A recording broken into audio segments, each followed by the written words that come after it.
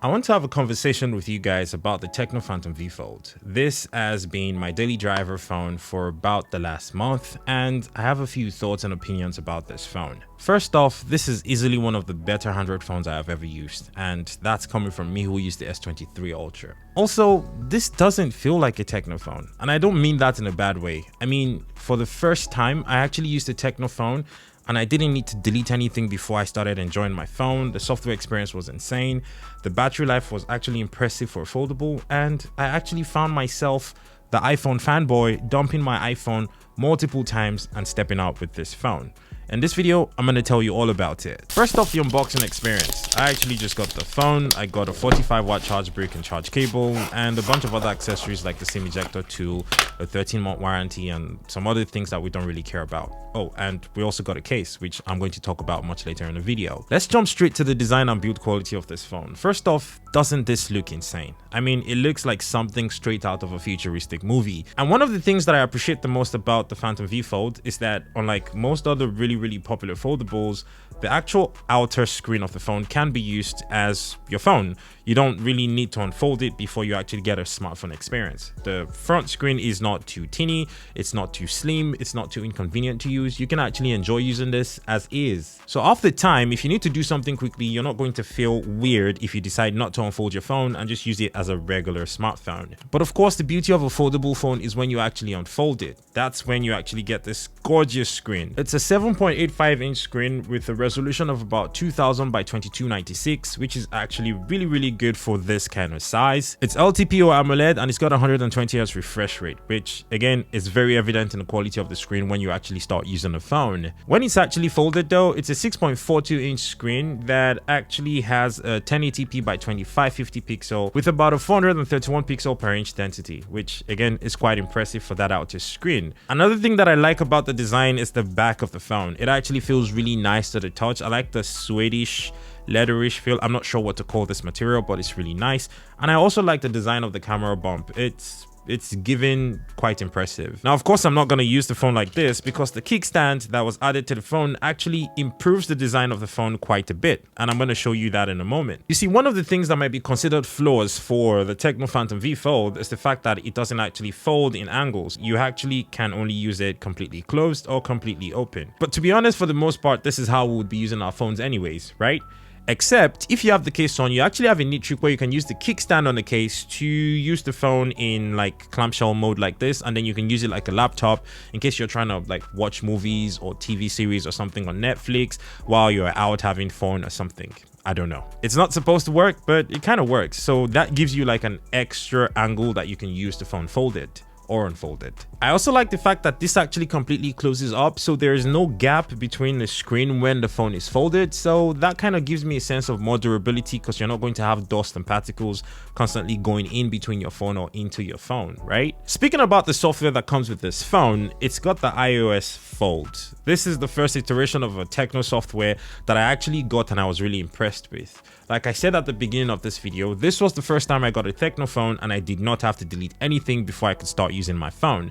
The experience was in fact so fluid and so enjoyable that I started to ask myself, is this really a Tecno phone? There was no browser sending me advertisements or news items or anything like that. There was no spam, there was no ads, there was nothing. It was just straight to the OS, no bloatware, nothing, just actual applications that are useful like Google Play Store and the gallery application and things like that. And the software actually has a few neat tricks up its sleeve, right? There's the fact that there's a dock at the bottom that feels like a Mac OS. For somebody like me who uses a MacBook every day, this was very familiar and impressive to see. When you're using an application and you're basically done with it, you minimize it, it basically goes to the recently minimized application dock, which can have up to 3 applications. That to me is completely insane because this brings the multitasking experience I have on my Mac OS computers to my fingertips on an Android foldable, which is just crazy. Another thing that I really enjoy about the multitasking on this phone is that when it's unfolded and I actually try to swipe into the app dock for all my recent applications that I've been using, it's actually about 6 applications on the screen at once as opposed to a single one on most other foldable phones. I find that that is actually a lot better for productivity, especially for Android users who love the idea of having multiple applications open. When I'm in the middle of an application or something, I can just swipe down in the middle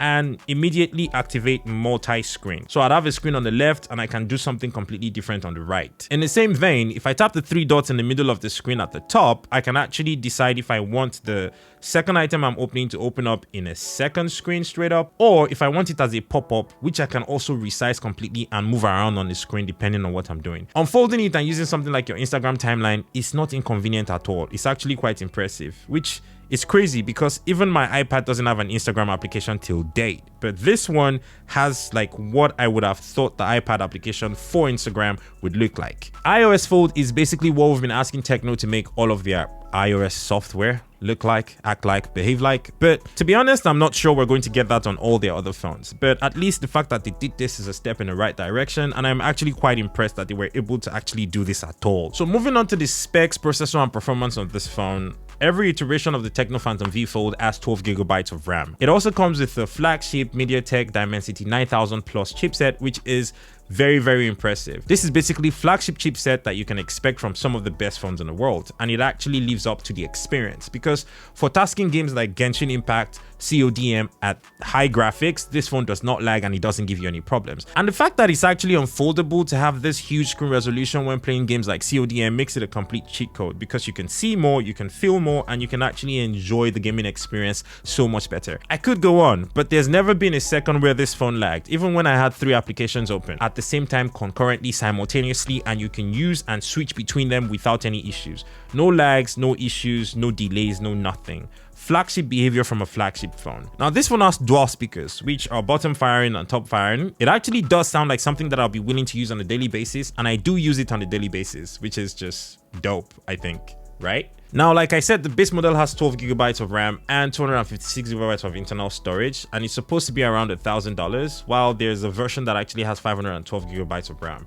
The phone comes in black and white or slightly cream, and to be honest, I actually think I kind of prefer the black color. It's more like gray, but it's being called black. I'm not sure why. Now let's talk about the cameras on this phone real quick, because this is where the business is. A lot of foldables don't have their cameras being their strongest point. As a matter of fact, it's one of the weakest areas of a smartphone that's a foldable, but Tecno has a really nice neat trick up their sleeves, and I'm going to show you that today. On the back, it's got 3 cameras set up. It's got a main camera sensor that's 50 megapixels and it's just like generally wide, and then it's got another 50 megapixel sensor for the telephoto sensor, and then a 13 megapixel f2.2 ultra wide sensor, which I probably will never use, but it's there in case I need it. Now there's 2 selfie cameras on this phone. There's one on the inside of the phone, which is a 16 megapixel sensor, and then there's one on the front screen, which is a 32 megapixel sensor. That actually takes decent selfies, right?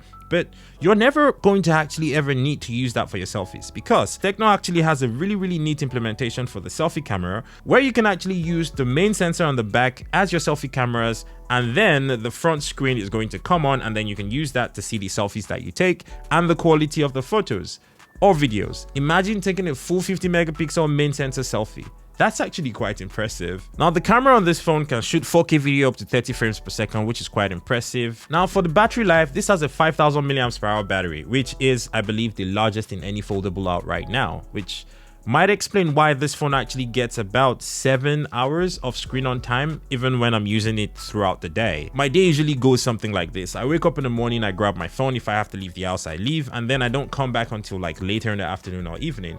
If I'm working in the studio, the amount of time I actually spend on my phone is less because I spend most of my time on my computer. So on an average day, I can actually get through the day without charging this phone. But if I'm using it heavily, I find that I might need to charge it like once, just to, get through the day. Now understand this, a phone that has basically 3 screens, the large screen on the inside, which is basically 2 screens, and then another screen that's basically a phone on its own on the front of the phone, shouldn't be giving me almost 7.5 hours of screen on time on a single battery charge. And it's actually quite impressive that it charges that way, because in a few minutes I'm able to go from like 30% battery life to like completely full, because this actually comes with a 45-watt fast charge brick inside of the box and the cable to match. This phone can charge from 0 to 100% in about 50 minutes, and if it's already charged up, not completely dead, it charges even faster, which is quite impressive. But of course, it's not all perfect, and there are certain things that I feel like Tecno can improve going forward in other iterations of their phones, maybe through software updates or maybe when they do their V Fold 2. The first thing is pen support. I feel like this phone's software is going to be significantly improved if it actually had pen support. I think that would actually take it leaps and bounds past what it currently is, which is a really impressive budget foldable phone, because as far as I know, this is still the most affordable foldable phone on the market. Another area that I think they could improve is actually having a few angles where this phone can actually open and stay without, you know, having to have it completely open or closed. And finally, I promise this is me completely being picky, but I would like it if I was able to use a different wallpaper on the screen on the front and a completely different one on the screen on the back, because I don't like the way that wallpapers react when I'm using the same wallpaper for the resolution on the inside screen on the outside screen. It just doesn't look right to me, but maybe that's just me. And to be honest, if anybody told me I was going to be daily driving a Tecno phone as my main device, I would probably completely argue it. I would not agree at all. See, the idea is simple. Tecno actually loaned this phone to me for this review. I was supposed to have it for like a couple of weeks and send it back, but I like this phone so much, I basically had to go and start begging them, look, I am not returning this phone. You have to let me keep it. Finally, for me, I think this is a strong 9/10 of a phone because I wasn't really expecting this from Tecno. I feel like for all the bad rap that Tecno gets, they actually did some really impressive things that made this phone completely stand out. One of my favorite things, for example, is the new shortcut gesture where you simply have to swipe and then hold, and then the shortcut thing just pops up, and then you have a bunch of apps that you can use, and you can add more, and you can edit it, and you can change it. It's fluid. To be honest, saying I love this phone is an understatement, and I like this phone so much I was able to risk my life and go to war with Tecno just to make sure that they don't take this phone from me. And for a foldable, where the base model is supposed to cost $1,000, it actually costs less than $1,000 in Nigeria. Those were my thoughts, my review, impressions, and suggestions about the Tecno Phantom V Fold. I hope you enjoyed it. If you did, do like this video, share it with your friends, and don't forget to subscribe so that you can see more videos like this.